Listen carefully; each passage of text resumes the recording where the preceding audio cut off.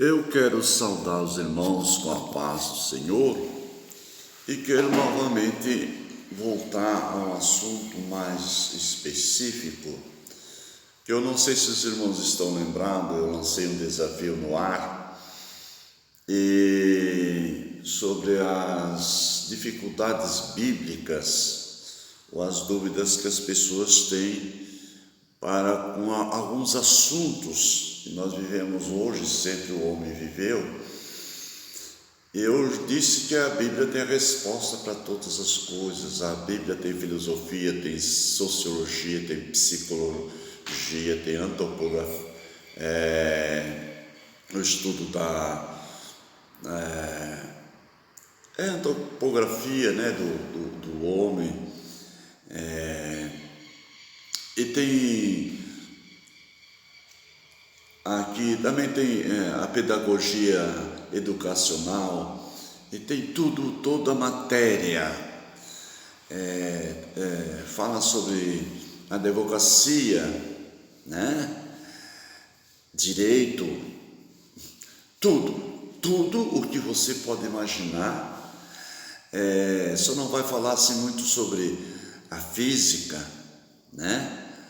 Eletricidade, coisas que o homem inventou recém, mas tudo que se refere ao homem no conhecimento da alma e do corpo, do espírito. Se você quer ter boa saúde, só um exemplo para você tem fala do jejum intermitente, que muitos falam ali, e é bom para a saúde. Fala de uma boa alimentação, os animais puros e impuros.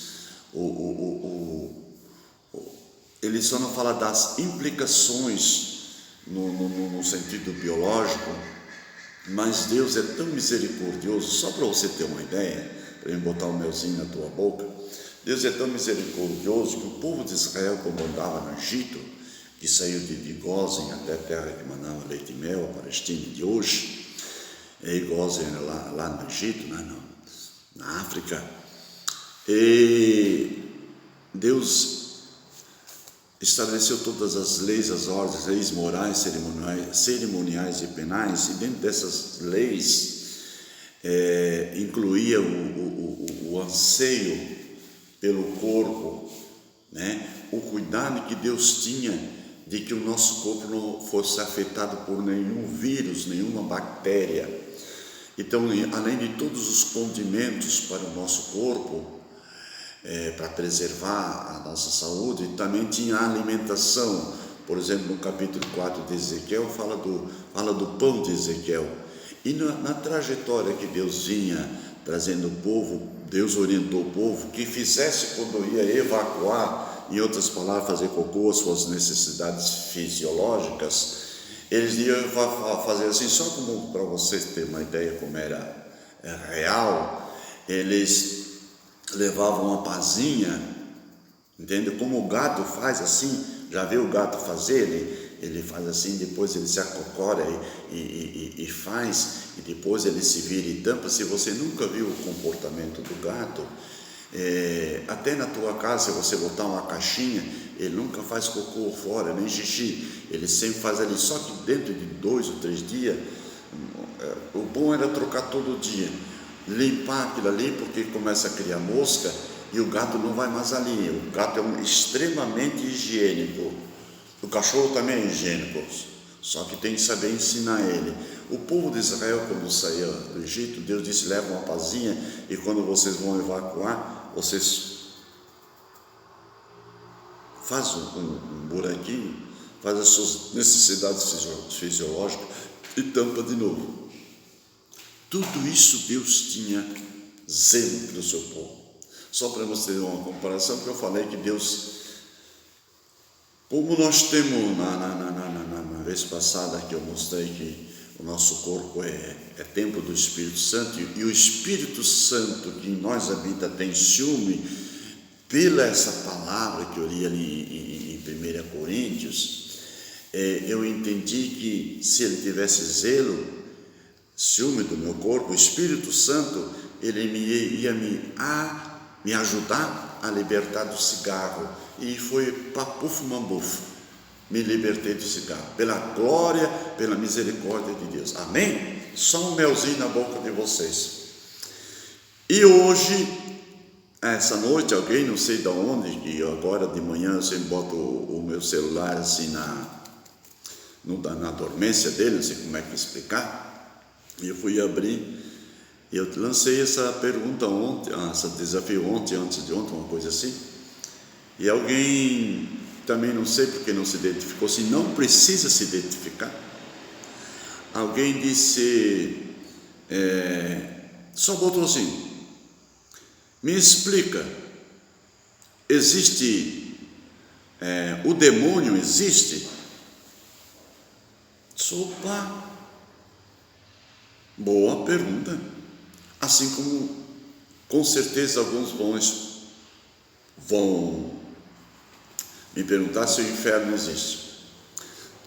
Eu só respondo quando me perguntarem, porque daí a pessoa realmente, eu sei que um vai visualizar, que eu tenho ali, eu acho que mais umas 80 gravações que eu gravei dessa semana passada, e são tantos, e muitos ainda não visualizaram. Não culpo ninguém, pelo amor de Deus, também não estou pedindo, mas eu entendo que todo mundo nesse corre-corre, quando chega em casa.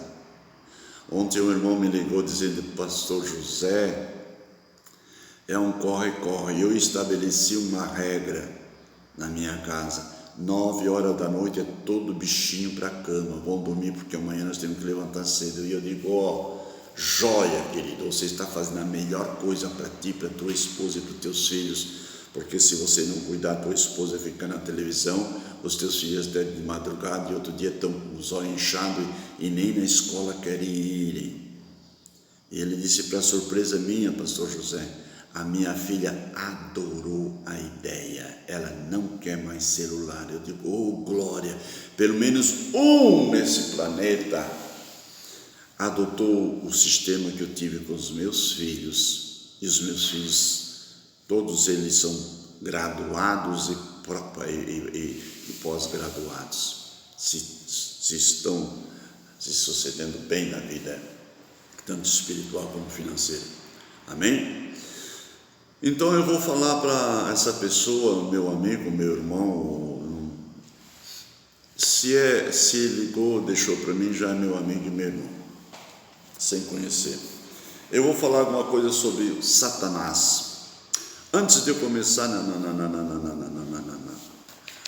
na escritura em si, eu vou dar alguns testemunhos, como eu tenho experiência com o Titico calça curta, como ao longo do meu ministério, desde que eu aceitei Jesus, antes de aceitar Jesus, eu já era um instrumento na mão de Satanás. Em outras palavras, eu era um cavalo do diabo.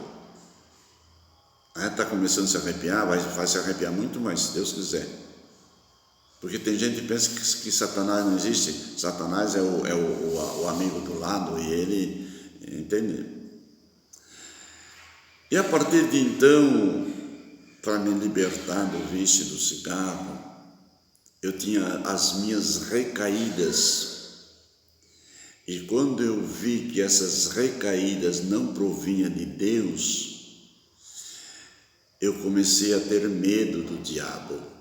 Porque até então eu não era batizado com o Espírito Santo e ninguém tinha me explicado na minha igreja de origem de que Satanás existia. Só fala palavras bonitas que massageia o ego, ou dão assim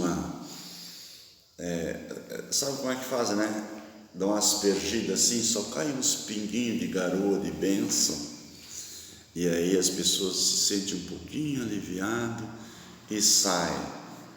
Sabe aquela história que eu já contei da mulher, não vou falar malandra, que daqui a pouco estão me processando, Mas daquela mulher trabalhadora e apressada e corre e tem 1001 coisa para fazer, viu como muda a versão da coisa? E ela tem a criança no colo e a criança chora de fome. Daí ela pega o bico assim da boca da criança, bota no açúcar e empurra na criança. A criança dá uma paradinha, por 2 minutos a criança para. Não era a criança chora, não era para. Assim faz certas igrejas. Estou sendo sincero contigo, meu irmão. Você tem uma necessidade espiritual e você, todo domingo, você é um cristão. Louvado seja Deus por isso. E você vai em qualquer denominação que você entrou, aprendeu a ler, que seja uma igreja cristã. Às vezes eu sou meio pesado nas minhas colocações, mas eu tenho que fazer umas considerações positivas. E a pessoa vai e chega lá, ele ouve a palavra atentamente e tem uma liturgia que mexe com o nosso sentimento e fala da palavra de Deus, Pai, Filho e Espírito Santo, e aquilo lhe faz bem para a alma. E você vai, é a mesma coisa com aquela mãe que coloca o açúcar, entende como é que é? A igreja é a igreja mãe. Eu não saio da minha igreja porque a minha igreja é a igreja mãe, é a primeira que surgiu no mundo. E Deus colocou fulano de tal como sucessor de fulano de tal e como sucessor de Jesus Cristo. Então eu considero ele como meu pai espiritual.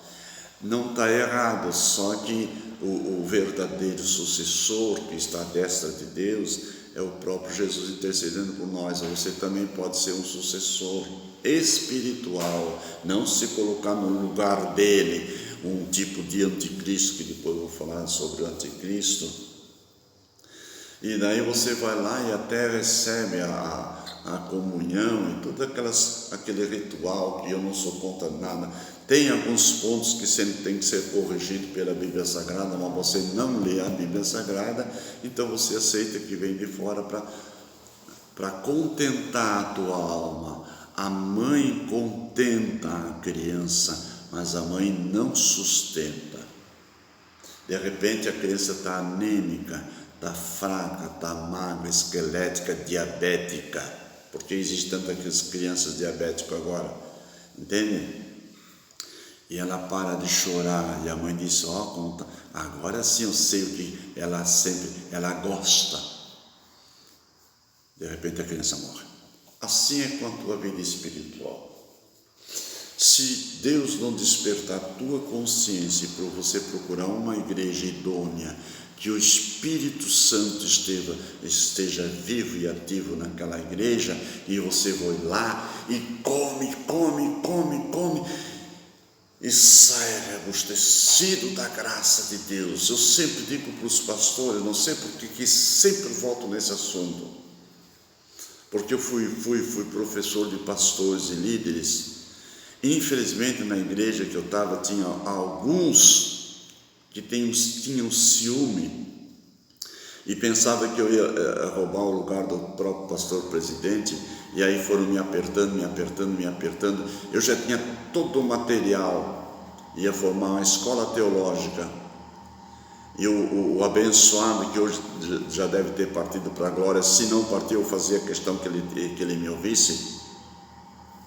Viu, abençoado, você me proibiu de construir uma sala de padrão, como é no mínimo 6x8 ou 7x10, aprovado pelo MEC. Eu tinha todo o material em casa, e você me proibiu e fez, diz, nós temos que transferir o Alma, porque o Alma está ganhando metade da cidade. Agora Deus me abriu uma porta depois de, vamos ver quantos anos que eu saí dali. Você sabe, se você tem a coragem de um dia assistir. E eu saí chorando por causa dos líderes religiosos que existiam ali, e tinha um ciúme de alguém que estava disseminando a verdadeira palavra de Deus. Por causa disso que muitas e muitas denominações tem só um que manda, e aquele ali é o centralizador, aquele ali é o radical. Faça como eu mando, mas não faça como eu faço. Entendem o que é? E leva as ovelhinhas do cabresto. Se ela sair, eu disse: se você sair daqui, você vai para o inferno, porque outra igual a essa não. Cala a boca, rapaz, vai dormir, vai coçar as pulgas, não falar bobagem. Claro que esses abençoados não vão me ouvir nunca. Então, irmãos, eu tenho.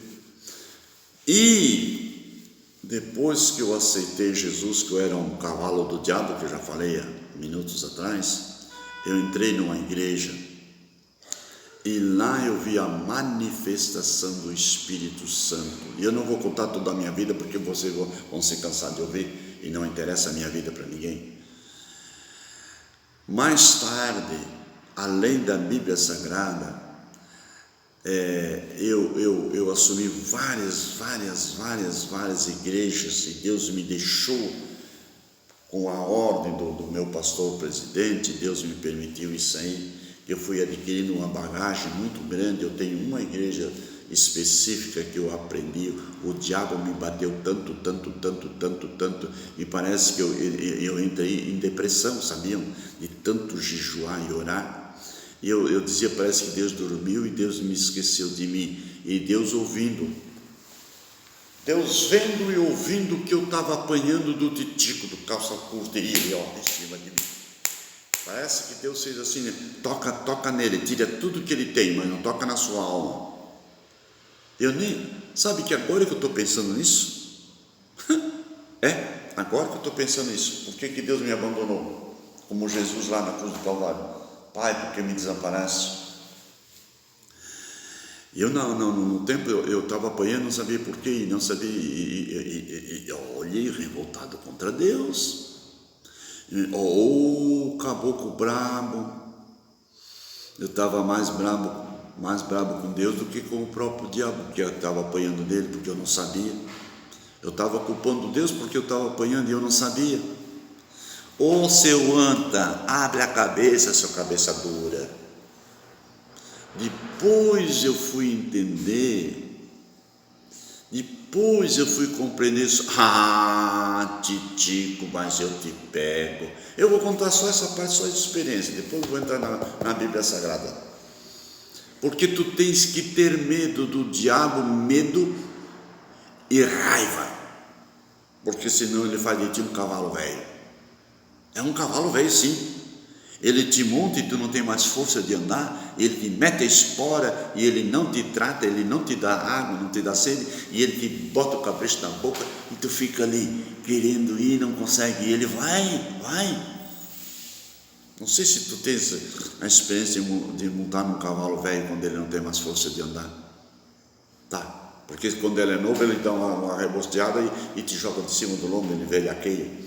Mas quando ele é velho não tem mais força de derrubar. Eu não vou contar tudo, mas um ano eu apanhei do diabo e entrei numa depressão profunda, a ponto que os irmãos arrombaram a minha casa, e eu mandei os irmãos embora e disse: vocês oram por mim, porque se vocês estão vendo que eu não estou bom, porque você não vem aqui para orar, só para me murmurar como fizeram os amigos de Jó lá, os 4, nem vou entrar nesse detalhe. E eles chegaram com tanta vergonha, porque arrombaram a porta da minha casa, e eu estava dentro de casa trancado, querendo ficar quietinho, curtindo a minha dor sozinho. E os caboclos vieram de longe, não era vizinho, não. Não sei se foi o Deus que mandou ele, foi o vou ficar quieto. Já morreram tudo, eu acho. Pelo menos 2 eu sei que morreu, dos que vieram. O outro não sei se está vivo. Talvez ele vai um dia ouvir isso aí, vai se lembrar de um dia que ele foi. Deixa quieto. E eles foram embora porque eles não conseguiram orar, eles estavam tudo atrapalhado. Eu dei um xingão neles que foi de babá, né? Eu sou meio direto nas minhas colocações. Sabe o que eles fizeram? Espalharam para todo mundo, Santa Catarina, eu acho que foi até no pastor presidente do estado de Santa Catarina, sudoeste do Paraná. Eu estava louco. Vai lá que o homem está louco. Ele está fazendo coisa de louco. E o meu pastor presidente territorial não foi lá ver como é que eu estava, porque eu estava louco. Aí mandou um outro presbítero. Esse presbítero era um homem de Deus. E chegou lá e já levaram 3, já falei isso aqui, já levaram um para me substituir, se eu tivesse realmente naquela situação, para mim não... Certo, tinha medo que eu tomasse a chave da igreja e ficar com os crentes para mim, que tem alguns que pensam tudo quanto é besteirão. E aquele irmão chegou lá prudentemente. Eu disse: irmão, o irmão dirige o culto, que eu não estou em condições de dirigir o culto. Eu vou sentar no banco e eu vou assistir o culto.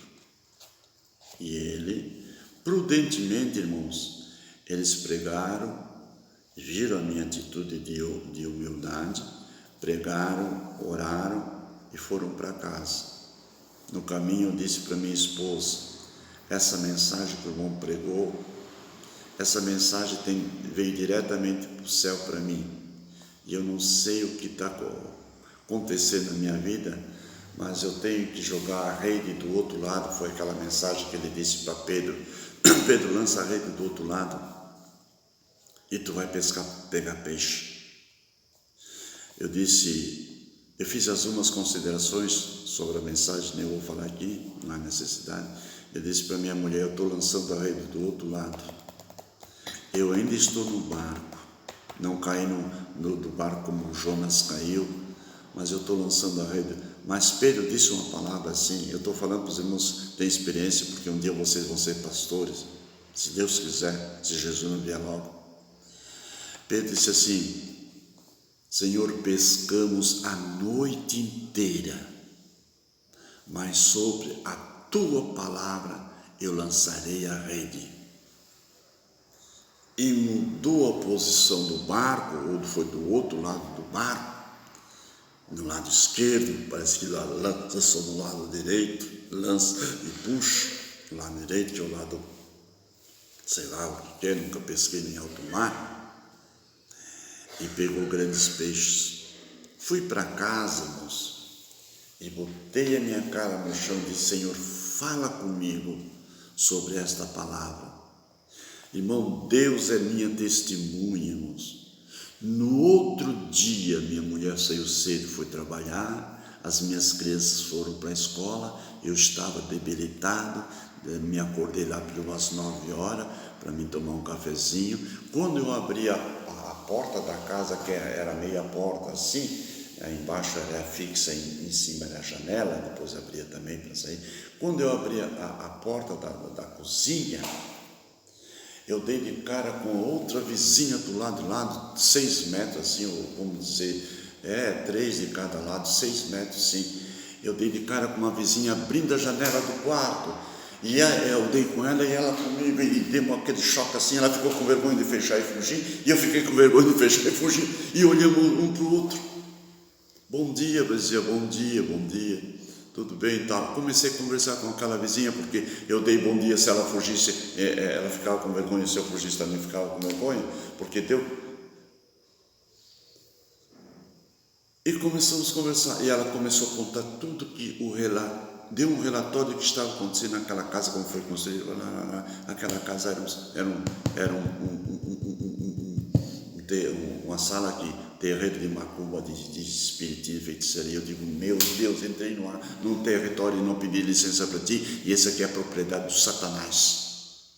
De imediato saí daquela casa, não levou 2 semanas. Preparei a minha casa pastoral que eu estava construindo e voltei lá do jeito que ela estava. E comecei com a minha mudança tudo montuadinho num canto, e a minha mulher teve paciência para isso.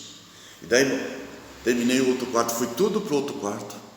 Depois terminei aquele quarto, botei tudo para cá de novo, fui lá tudo naquele canto, e assim fui fazendo. Primeiro eu peguei só as necessidades básicas, um cantinho para dormir, e dentro da casa, reformando a casa. Telhado, tudo, porque eu tinha descascado a casa toda, porque quem fez lá fez um serviço de... Vou continuar daqui a pouco.